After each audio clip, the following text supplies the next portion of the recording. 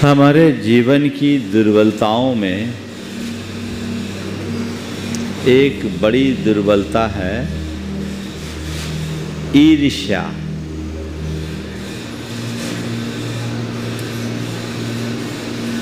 ईर्ष्या की आग जिस मनुष्य के हृदय में लगती है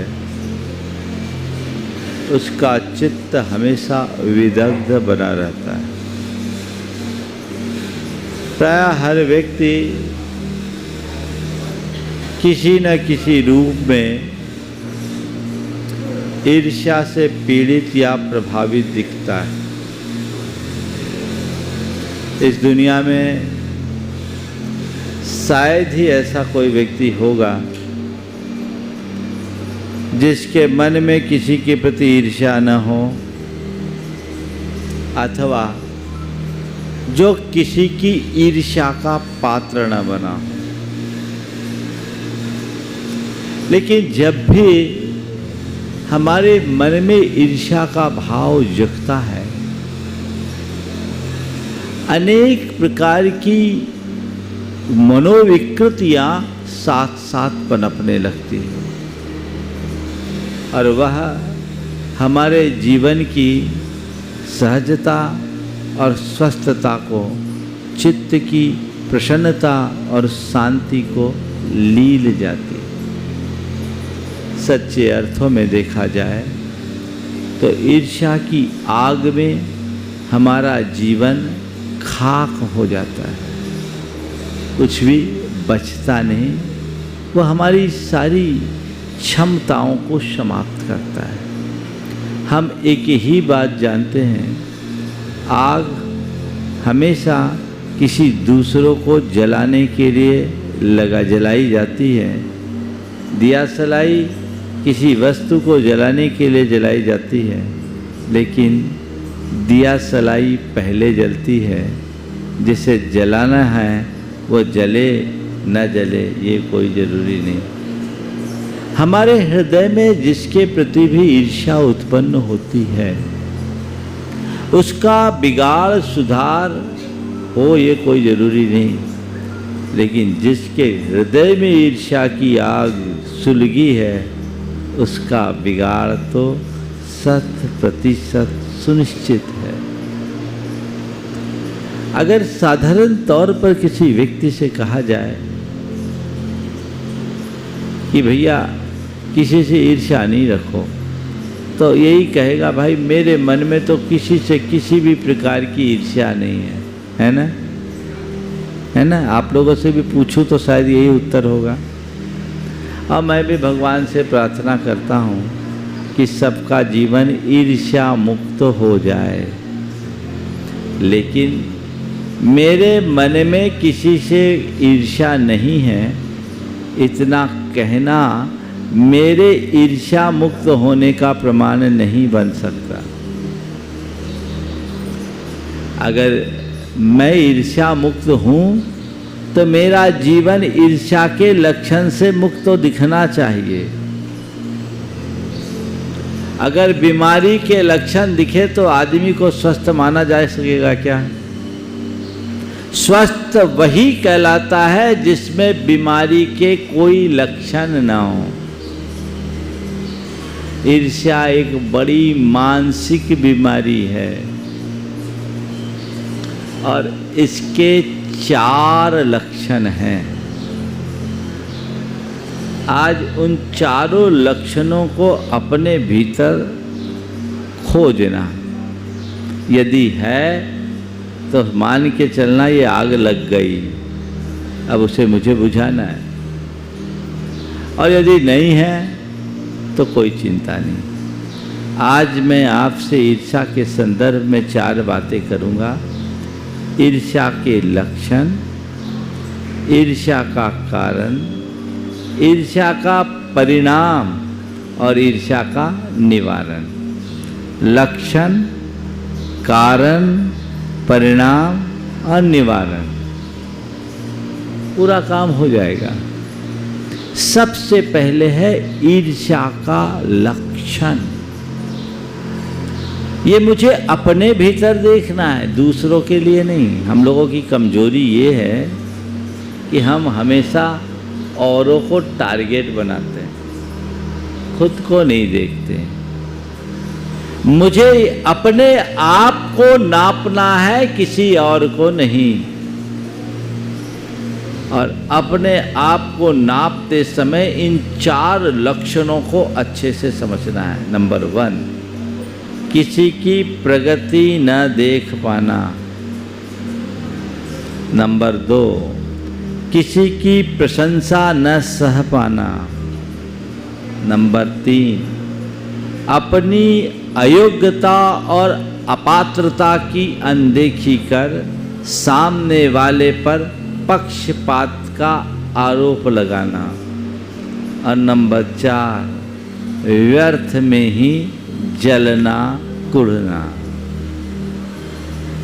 सबसे पहले क्या बताया, ध्यान से सुनो। किसी की प्रगति न देख पाना, किसी की प्रशंसा न सह पाना, अपनी अयोग्यता और अपात्रता की अनदेखी कर सामने वाले पर दोषारोपण करना, पक्षपात का आरोप लगाना और व्यर्थ में जलना कुढ़ना। कोई तुमसे आगे बढ़ता दिखता है, तुम्हारे मन में क्या ख्याल आता है? विविध प्रतिक्रिया होती है। एक व्यक्ति को आगे बढ़ता देखकर मन में हर्ष भी होता है और हृदय में प्रेरणा भी जगती है, चलो वो आगे बढ़ा, बहुत अच्छा किया, मैं भी ऐसे आगे बढ़ूं। और एक दूसरी प्रतिक्रिया है, वो इतना आगे कैसे बढ़ गया, अब मैं उससे आगे कैसे बढ़ूं। अपने मन को टटोलो, क्या होता है। ईर्ष्या हमेशा छोटों से नहीं होती, ईर्ष्या किससे होती है? बड़ों से। आचार्य गुरुदेव का एक बड़ा प्रेरक हाइकू है, ईर्ष्या क्यों करूं, ईर्ष्या तो बड़ों से हो, छोटा क्यों बनूं। हाइकू 5, 7 और 5 अक्षर में बटे 3 पंक्तियों की कविता होती है, जिसकी पहली पंक्ति में 5 अक्षर, दूसरी पंक्ति में 7 अक्षर और तीसरी पंक्ति में 5 अक्षर। यह कुल 17 अक्षर में जीवन का सार है। ईर्ष्या क्यों करूं, ईर्ष्या तो बड़ों से हो, छोटा क्यों बनूं। कोई आगे बढ़ रहा है तो मेरी क्या प्रतिक्रिया है, ये मुझे देखना है। अगर मेरी प्रतिक्रिया सकारात्मक है तो मेरे भीतर एक अच्छे इंसान का सृजन हो रहा है, और मेरी प्रतिक्रिया नकारात्मक है तो समझ मान के चलना कि मेरा पतन शुरू हो गया है। किसी के आगे बढ़ने पर मन में हर्ष और प्रमोद का भाव होना चाहिए, प्रसन्नता होनी चाहिए, बहुत अच्छा किया, बहुत अच्छा किया। आप लोग कभी किसी की प्रगति सुनते हैं, कोई अचीवमेंट होता है तो आप उसको मुंह पे तो अच्छा अच्छा कहते हैं, लेकिन अंदर क्या होता है, आग लग जाती है। नित्य ये पंक्तियां दोहराते हो, देख दूसरों की बढ़ती को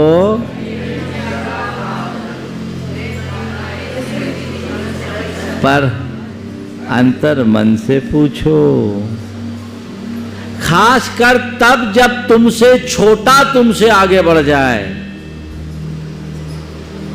पचा पाते हो? प्राय लोग ईर्ष्या करके जीवन को छोटा बना लेते हैं, वे छोटा ही नहीं जीवन को खोटा भी बना लेते हैं। कोई बढ़ रहा है, बढ़ने दो, अच्छी बात है, ये तो अच्छी बात है, हमारे लिए प्रेरणा है, सबके लिए प्रेरणा है। वो आगे बढ़ा, मैं भी आगे बढ़ूं, और लोग भी आगे बढ़े। लेकिन खुद कुछ अर्जित करो तो मैंने मेहनत से पाया, और किसी दूसरे ने कुछ किया तो जुगाड़ से बनाया, है ना। दृष्टिकोण उल्टा होता है। प्रकट में चाहे हम कोई प्रतिक्रिया ना करें, लेकिन अंदर ऐसे दुर्भाव जन्मते हैं, और जो इस तरह की प्रतिक्रिया के साथ जीते हैं उनका जीवन बड़ा जटिल हो जाता है। प्रगति को न सह पाने का क्या परिणाम होता है। दो भाई थे, बड़े प्रेम से रहते थे। बड़ा भाई छोटे भाई का पूरा ख्याल रखता था। एक दिन कोई बात आई और छोटे भाई ने बड़े भाई से कह दिया, भैया अब हमें अलग रहना है। बड़ा भाई कहता, अलग क्यों रहना चाहते हो? बोले नहीं, अब आपके साथ नहीं रहना है, हमको अलग ही रहना है, मैं अपना कुछ करना चाहता हूँ। बड़े भाई ने कहा ठीक है, तुझे अलग होना है तो हो जा। मैं चाहता तो नहीं हूँ कि तू अलग हो, लेकिन फिर भी तुझे अलग होना है तो तू जैसा चाहे वैसा कर ले। तेरे को सब पता है, सारे पेपर्स तेरे पास है, बिजनेस की स्थितियाँ तेरे पास है, तुझे जो करना है कर ले, सब पेपर तैयार कर ले। छोटा तो यही चाहता था। उसने पूरी संपत्ति और व्यवसाय में बहुभाग अपने पास रखा और एक भाग छोटे भाई के, बड़े भाई के लिए रखा। जब सामने पेपर लेकर आया तो बड़ा भाई बिना देखे पेपर साइन कर दिया। साइन किया, खुश। संपत्ति 10 आना उसने ली, 6 आना बड़े भाई को दी। और 2 दुकान थी, एक बड़ी दुकान एक छोटी दुकान। बड़ी दुकान खुद ले लिया और छोटी दुकान बड़े भाई को दे दिया। बड़ा भाई इसमें खुश था और बाद में उससे कहा कि भाई मैं एक ही बात चाहता, तू खुश रहे। बंटवारा हो गया, अलग अलग दुकान में शिफ्ट हो गए। पर व्यक्ति को एक बात सदैव ध्यान में रखना चाहिए, संपत्ति का बंटवारा हो सकता है, पुण्य पाप का बंटवारा नहीं होता। बड़े भाई को छोटे भाई ने संपत्ति कम दी, पर बड़े भाई का व्यक्तित्व बहुत अच्छा था। उस व्यक्ति की बड़ी जबरदस्त गुडविल थी और उसका व्यवहार बहुत अच्छा था। हर कोई उसके कायल और प्रशंसक थे। इधर पूरा पासा पलट गया। उसकी छोटी सी दुकान में रेलम पेल और इसका बिजनेस एकदम फेल, ठप। अब ये परेशान, उसे लगा कि मेरा बड़ा भाई कोई जादू टोना कर रहा है, मेरा धंधा मिट रहा है, ये बढ़ रहा है, कैसे काम चलेगा। उसने प्राइस वार करना शुरू किया, खरीद से कम में बेचना शुरू कर दिया। बड़ी मुश्किल होती है। लोग दूसरों के घर में आग लगाने के लिए अपना घर फूंकने को तैयार हो जाते हैं। उसने इस बात का आकलन नहीं किया कि ऐसा करके मैं जिंदा भी नहीं रह पाऊंगा, लेकिन बड़े भाई को नुकसान पहुंचाना है। बड़े भाई को जैसे ही इसका पता चला, देखो हृदय में प्रेम होता है तो जीवन का क्या रूप होता है, और द्वेष होता है तो जीवन की क्या दिशा होती है। छोटा भाई बड़े भाई को मिटाने में लगा और बड़े भाई को मालूम पड़ा, बड़ा भाई छोटे भाई के पास खुद चल कर गया। भैया मुझे लगता है कि तुम इन दिनों बहुत परेशान हो, तुम्हारी ये परेशानी मुझसे नहीं देखी जाती। मैंने कभी नहीं कहा था कि मुझे अलग होना है, तुम खुद अलग हुए और तुमने जैसा चाहा वैसा मैंने किया।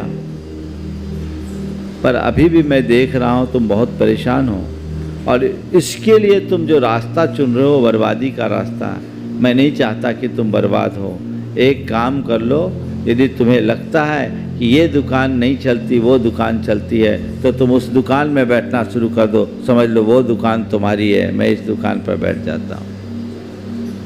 और यदि ये भी तुम्हें नहीं लगता तो एक काम कर लो, ये कपड़े का काम तुम पूरा खुद कर लो, मैं कोई दूसरा काम कर लूँगा। मुझे मेरे भाग्य पर भरोसा है, पर मैं अपने भाई को दुखी करना नहीं चाहता। मैं जो करूँगा वो कर लूँगा, मुझे अपने भाग्य पर भरोसा है। तुम ये काम संभालो, मैं दूसरा काम कर लूँगा। इतना सुनना था कि छोटा भाई का हृदय बदल गया। कहा भैया आप मेरे लिए भाई नहीं, आप मेरे लिए भगवान हो। मैं आपके लिए क्या सोचता था और आपकी कितनी ऊंची सोच है। आपकी प्रगति को मैं नहीं सह पा रहा था, लेकिन आप मेरे को आगे बढ़ाने का इतना ऊंचा भाव रखते हैं। उसका हृदय परिवर्तित हो गया। उसने कहा अब मुझे आपके अलावा कहीं नहीं जाना, आपके ही साथ रहना। दृष्टिकोण यदि सही हो तो परिणाम बिल्कुल सही होगा। ये मैं कोई किस्सा नहीं सुना रहा, किस्सा तो ऐसे भी मैं बहुत कम सुनाता हूँ, नहीं सुनाता हूँ ऐसा तो नहीं, कभी कभी सुना भी देता हूँ, लेकिन ये आपके बीच घटी घटना है। ऐसा भी जीवन हो सकता है और इस जीवन का जो आनंद है ना, उसे शब्दों में नहीं कहा जा सकता। दोनों भाई गले लिपट कर इतने देर रोए कि अंदर की सारी आग उसकी बुझ गई, सारा कलश धुल गया, चित्त शांत हो गया। मैं आप सबसे कह रहा हूं, कभी किसी की प्रगति को देखकर ईर्ष्या का भाव मन में मत आने दो। एक ऐसा हुआ, देखो एक केस ऐसा भी, एक के बेटी की सगाई एक अच्छे घर में हो गई। दूसरा रूप दे रहा हूँ, छोटे भाई की बेटी की सगाई एक अच्छे घर में हो गई। ये घटना आपके झारखंड बिहार की है। और बड़े भाई और उसकी पत्नी ने सामने वाले को भड़का दिया। क्यों? इनकी रिश्तेदारी अच्छी जगह हो रही है, हमारे बच्चों के संबंध से इनका संबंध अच्छा नहीं होना चाहिए। वो आग लगाने की कोशिश कर रहे, भड़का रहे, लेकिन सामने वाला बहुत समझदार था। वो लड़की और उसके माँ बाप से बहुत प्रभावित था। उसने जाकर के सीधे उनका तो मुंह बंद कर दिया कि भाई साहब बिना मांगे सलाह देने क्यों आए। पहला वही मुंह बंद किया कि भाई साहब हमने आपसे पूछा नहीं, आप बिना मांगे सलाह देने क्यों आए। बहुत अच्छा है, हमें आप जैसे शुभचिंतकों की ज़रूरत नहीं है, हमारी आंखों में परख है, हम चीज़ों को जानते और समझते हैं। और फिर सामने वाले से इसकी सूचना दी कि बस मैं एक ही बात चाहता हूँ कि कहने को आपके भाई हैं, पर वो आपके साथ जो व्यवहार कर रहे हैं वो ठीक नहीं कर रहे हैं, थोड़ा सजग और सावधान रहना। अब छोटा भाई क्या कर सकता था, बड़ा भाई तो बड़ा भाई है, लेकिन ये भी मानसिकता होती है। अपनों के बीच में ये गड़बड़ ज्यादा होता है। ईर्ष्या प्राय अपनों से होती है, गैरों से नहीं। बचिए। तो पहली बात, किसी की प्रगति न सह पाना। दूसरी बात, किसी की प्रशंसा न सुन पाना, न सह पाना। अगर किसी का ज़्यादा नाम होता है तो भीतर अलग काम शुरू हो जाता है।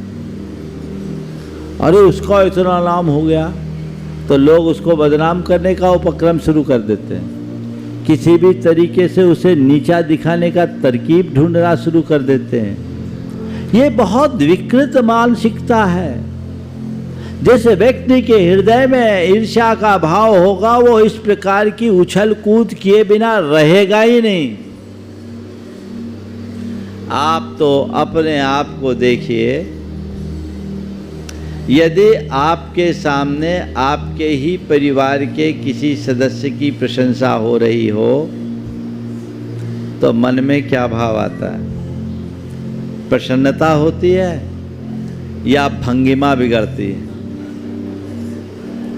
अक्सर देखने में ये आता है, मैंने कई लोगों को देखा कि पूरा गांव जिसके गीत गाता है, घर के लोग ही उसके पीछे पड़े दिखते हैं।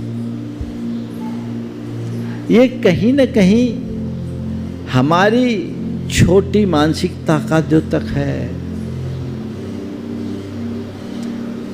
अगर कोई आदमी अपने गुणों के कारण आगे बढ़ रहा है, प्रतिष्ठा पा रहा है, प्रशंसा मिल रही है, तो उससे हर्षित हो ना।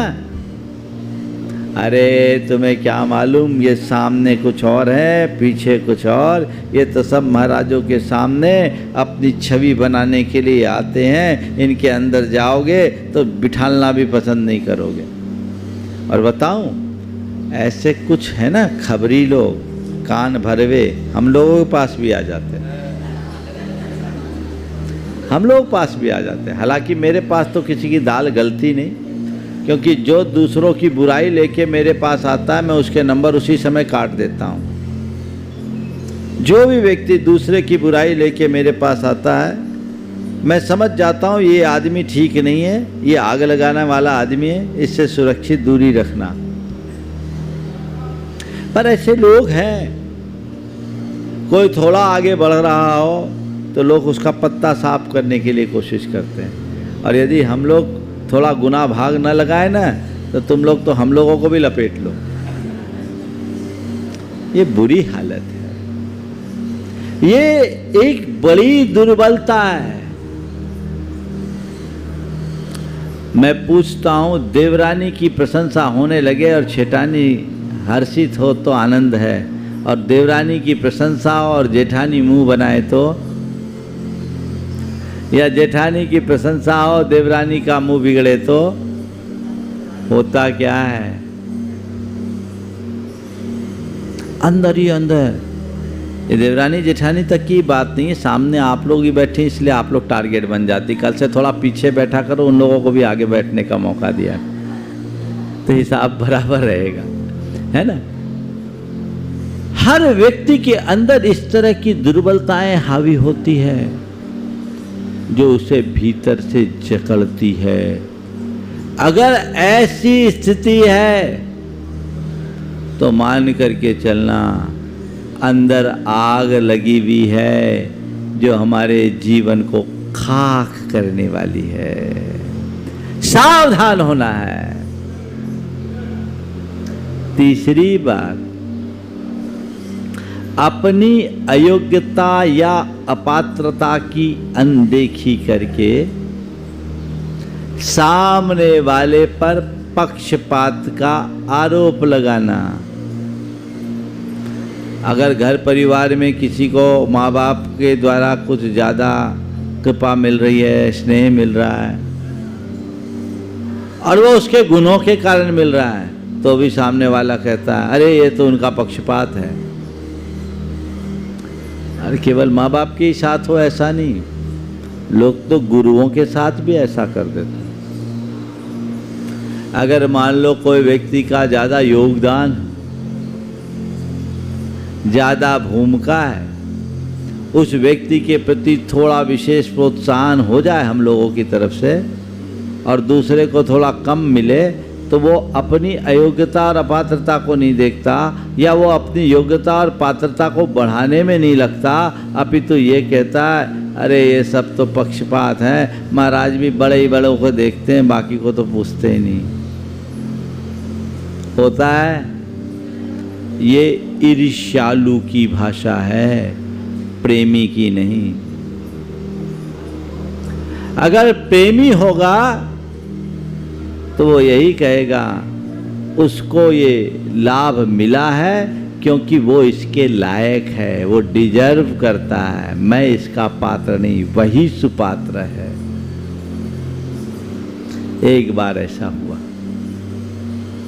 एक व्यक्ति झरने के पास एक कटोरा लेकर गया और अपना कटोरा भरा। तभी एक पनिहारी आई, उसने अपना पूरा घड़ा भरा। एक पनभरवा आया, उसने अपना पूरा भार भरा। अब ये दृश्य देखकर उसके मन में आग लग गई कि ये झरना कैसा पक्षपाती है। पनिहारी को पूरा मटका, पनभरवे को पूरा भार और मुझे केवल एक कटोरा, कैसा पक्षपात है इस झरने का? बोलो, अब इसमें झरना का क्या कसूर? झरना तो अनवरत झर रहा है, अपना पानी दे रहा है। अगर तू कटोरा की जगह भार ले आता और भार की जगह टंकी ले आए तो तुझे झरना देने को तैयार है, पर झरना क्या करे, तेरा पात्र ही छोटा है। उसे अपना छोटा पात्र नहीं दिख रहा है, झरने की अनुदारता दिख रही है। ये ईर्ष्या के लक्षण हैं। तो कभी ऐसी कोई बात हो ऊपर नीचे तो अपने पात्रता को बढ़ाने की कोशिश करना, सामने वाले की उपलब्धियों को देखकर परेशान मत होना, तब जीवन सुखी होगा। चौथा है व्यर्थ में ही जलना कुढ़ना। कई लोग हैं, कोई जो थोड़े आगे बढ़ते हैं तो बस वो उनको तकलीफ ही होती है, अपने आप तकलीफ होती, शाही नहीं जाते, अंदर ही अंदर। एक अम्मा जी थी, वो दिनों दिन दुबली होते जा रही, खाना पीना सब बराबर पर दुबली होते जाए। जांच कराए तो कुछ निकले नहीं और शरीर दिनों दिन कमजोर।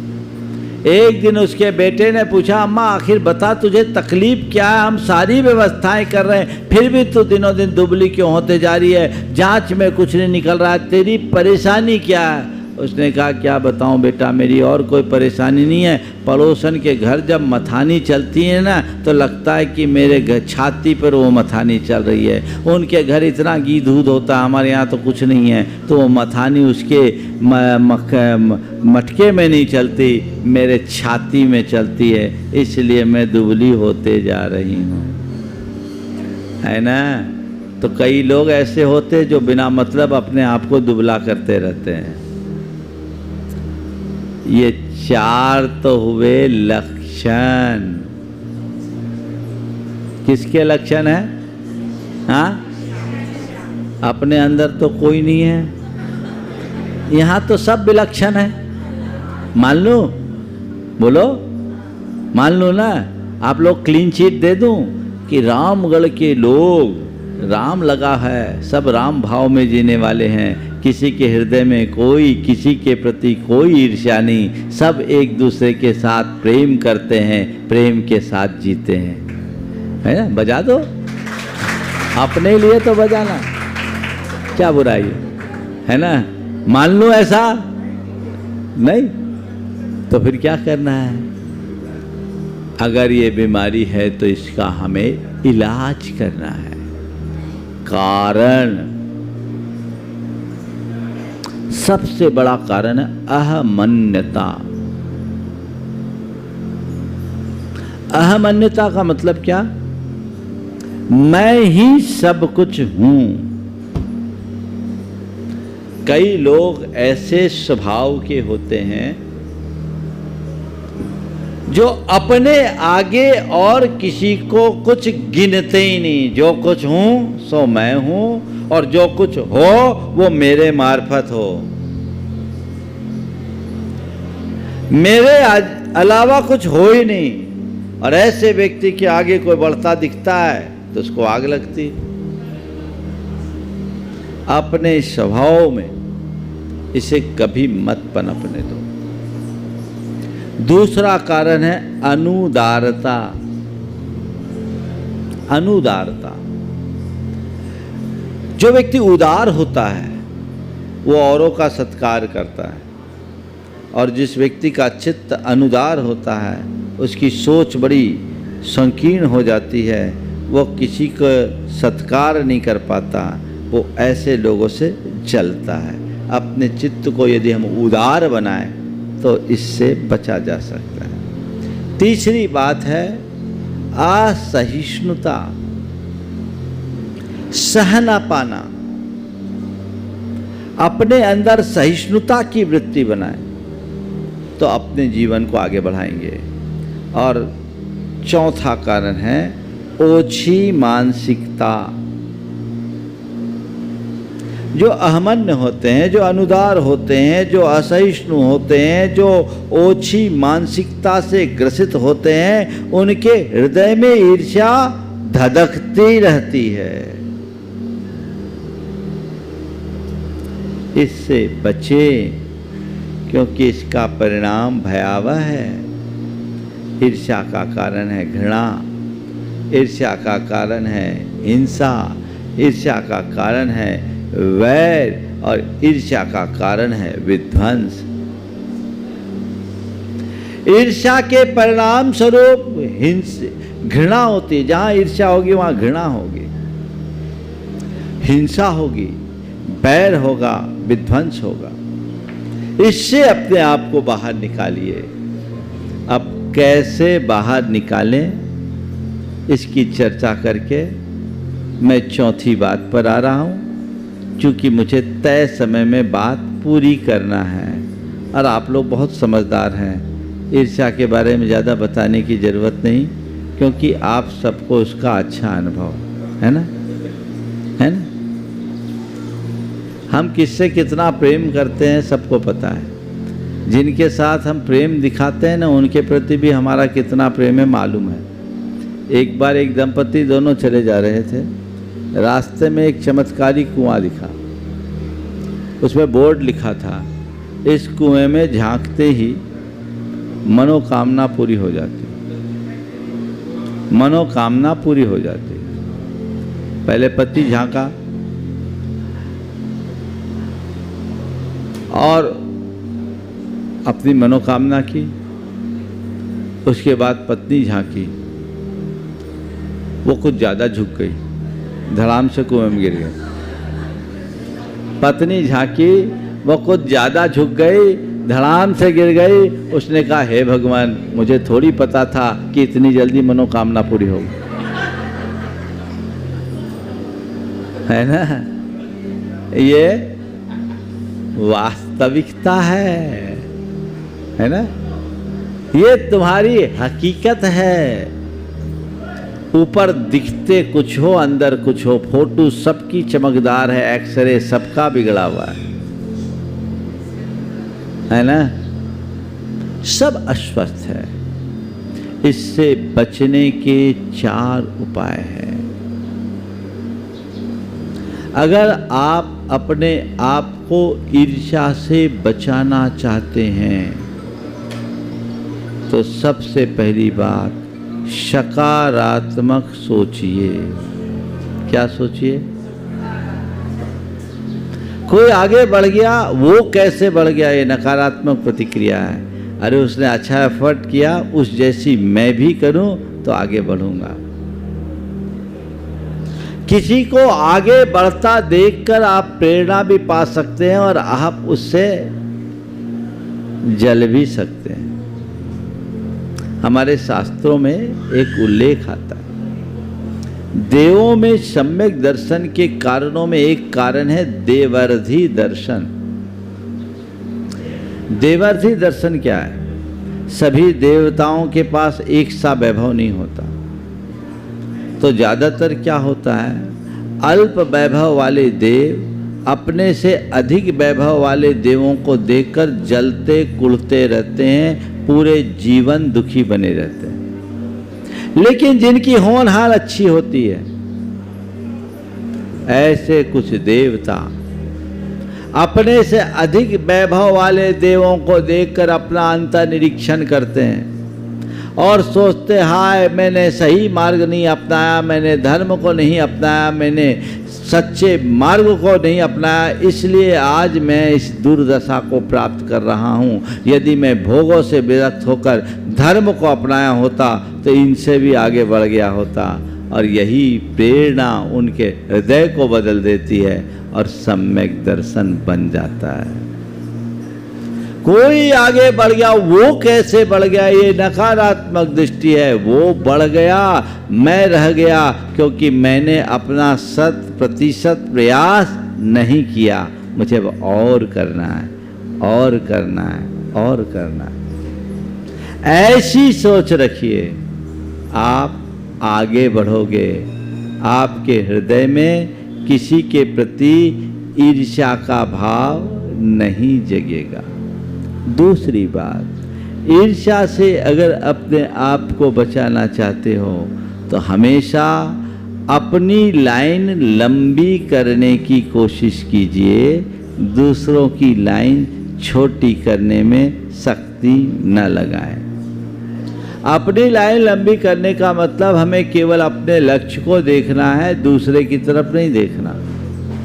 मुझे कहाँ जाना है ये देखो, कौन कहाँ पहुँच गया उधर देखने से क्या मतलब। अरे इतने आगे निकल गया, हमें उससे क्या मतलब। हमें अपनी लाइन आगे करनी है। आप जब रास्ते में गाड़ी चलाते हो, आप अपनी मस्ती में गाड़ी चलाते हो, जितनी स्पीड में आपको गाड़ी चलाना है चलाते हो, उस समय आपका ध्यान क्या रहता है, मुझे कहाँ जाना है, ये ध्यान रहता है ना। इस बीच कई गाड़ियाँ ओवरटेक करके आपको चले जाती है, आपको कुछ ख्याल रहता है क्या। गई सो गई, मेरे सामने मेरा डेस्टिनेशन है, मुझे वहां जाना है, बात खत्म। और अपनी गति से चलना, मैं पहुंचूंगा। और अगर ऐसा व्यक्ति एक कोई ओवरटेक कर ले, उसके पीछे भागे, फिर क्या होगा। तब तक दूसरा ओवरटेक करेगा, फिर तीसरा करेगा, फिर चौथा कोई अटैक कर देगा, बचेगा कहाँ। वो भागते ही रहेगा, यात्रा का आनंद नहीं ले पाएगा। आप अपने लक्ष्य को सामने रखकर उसे देखिए और केवल उसे आगे बढ़ाने की कोशिश कीजिए। किसी दूसरे से होड़ करने की आदत बंद कीजिए। अगर आप होड़ करोगे, दौड़ते रहोगे। हमें अपनी लाइन लंबी करनी है, आगे स्वयं को आगे बढ़ाना है, किसी को पीछे छोड़ने का ख्याल ही नहीं रखना है, कभी ईर्ष्या नहीं होगी। तीसरी बात, किसी से कभी तुलना मत कीजिए।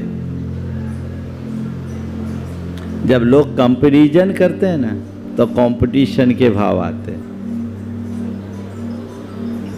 क्यों करो किसी से कंपैरिजन। पर आप लोग बचपन से ये सिखा देते हो, दूसरे बच्चों से दूसरे बच्चों का कंपैरिजन करते, देखो उसके इतने मार्क्स आए, तुम्हारे मार्क्स नहीं आए, तुम्हें मार्क्स लाना चाहिए। उसके मन में शुरू से ऐसे कंपटीशन की भावना बना देते हैं जो आगे चल कर के उसे घोर ईर्ष्यालु, ज्वेलस और असहिष्णु बना देते हैं। क्यों किसी की तुलना करो। कोई हो आगे बढ़ा हो तो अपनी जगह, मैं कोई कम थोड़ी हूं, वो भी अपनी जगह, मैं अपनी जगह हूं। सर्वथा सब पूर्ण है, कोई अधूरा नहीं। न कोई किसी से बड़ा है, न कोई किसी से छोटा है। बड़ा है तो अपनी बला से, और पीछे आया तो अपनी बला से। वो दृष्टिकोण अपने अंदर जगाइए। हमें किसी से तुलना नहीं करना।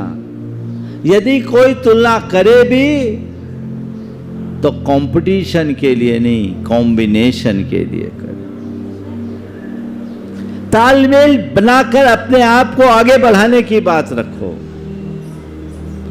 तो जीवन निखरेगा, जीवन आगे बढ़ेगा, जीवन का रस प्रकट होगा।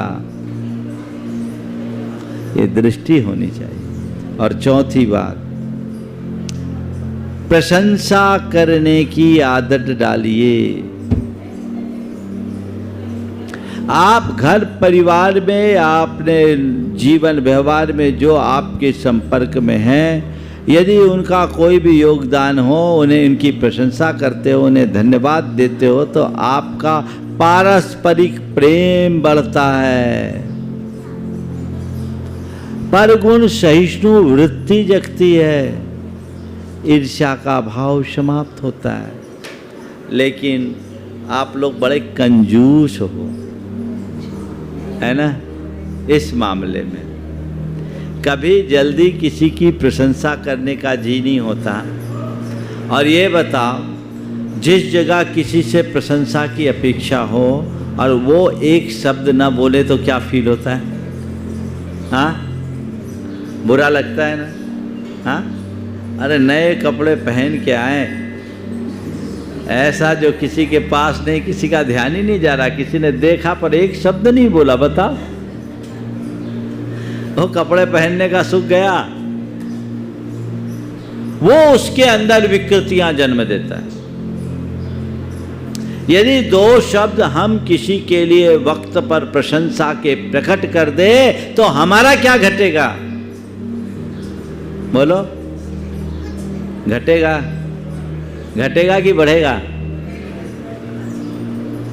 ये कंजूसी नहीं होनी चाहिए, जीवन में बदलाव लाना चाहिए, अपने आप को इन सब से दूर रखो। अभी थोड़ी देर पहले मैंने अहमन्यता की बात की थी। देखो दिन कैसे बदलते हैं और कभी कभी व्यक्ति को कैसे मुंह की खानी पड़ती है। दो पड़ोसी थे, एक का थोड़ा अच्छा कारोबार था और पड़ोसी की एक साधारण सी परचून की दुकान थी। जिसका कारोबार बड़ा था, पैसे वाला था, उसके अंदर पैसे की बड़ी ऐंठ थी, और जो गरीब व्यक्ति था वो बड़ा विनम्र था। पैसे वाला उसकी प्राय मजाक उड़ाता, उस पर अपना रुआब झाड़ता, पर गरीब आदमी अपनी हैसियत को देखकर सामने वाले को सदैव सम्मान भरी दृष्टि से देखता। कहते एक दिन घोड़े के भी दिन फिरते हैं। उस व्यक्ति का बेटा पढ़ लिख करके IIM अहमदाबाद से MBA कर लिया। लड़का बहुत होनहार था, MBA किया और उसकी एक मल्टीनेशनल कंपनी में पहले ही जॉब लग गई और अच्छे टॉपर्स में रहने के कारण शुरुआती उसका 35 लाख का पैकेज हुआ। लड़का बड़ा संस्कारी पितृभक्त था। 2 साल में उसका पैकेज 1 करोड़ पहुंच गया। उसने सबसे पहले अपने घर को रिनोवेट किया और अपने पिताजी को एक अच्छी लग्जरी गाड़ी दी। अब क्या है, पड़ोसी के अंदर आग लग गई। ये आदमी जो कल तक साइकिल पर घूमता था आज गाड़ी में घूमे, कल तक जिसकी झोपड़ी थी आज मेरे से अच्छा घर बना ले, ये कैसे होगा? अब क्या करे, हमको तो इससे आगे बढ़ना है। भाई साहब ने अपना घर रिनोवेट किया और गाड़ी खरीदी, उससे अच्छी गाड़ी खरीदी, पर कहाँ से? लोन लेके घर रिनोवेट किया, गाड़ी खरीदी और इधर संयोग कुछ ऐसा बना कि बिजनेस दिनों दिन ठप हो गया। 5 साल में पूरा पासा पलट गया। सामने वाला अनजान आज भी उसकी उतनी कदर कर रहा है, लेकिन अहमन आदमी किसी को दूसरे को तो देख ही नहीं सकता, वो तकलीफ में था। और 5 साल में ऐसा पासा पलटा, वो अपने किस्त नहीं दे सका, उसका मकान भी नीलाम हो गया, धंधा भी चौपट हो गया, इज्जत भी चले गई, मुंह की खानी पड़ी। अपने जीवन में एक सीख लीजिए, अपनी हैसियत और हस्ती के अनुरूप जीने का अभ्यास कीजिए। दूसरे को देखकर बन सके तो मन में प्रसन्नता लाइए, लेकिन दूसरे को देखकर जलन कुलन का भाव मन में कभी न रखिए। अपने अपने भाग्य पर भरोसा कीजिए और अपने कर्म पर विश्वास करके सतत आगे बढ़ते चलिए तो जीवन धन्य होगा। तो ये हमारे जीवन का एक बड़ा मंत्र है। ईर्ष्या करने वाला छोटा बनता है। ईर्ष्या क्यों करूं? ईर्ष्या तो बड़ों से हो, छोटा क्यों बनूं, मैं चाहता हूँ आप कोई छोटे ना बनो, खोटे ना बनो, सब बड़े बने और बड़ों का सम्मान करे। इस भाव के साथ यहीं पर विराम।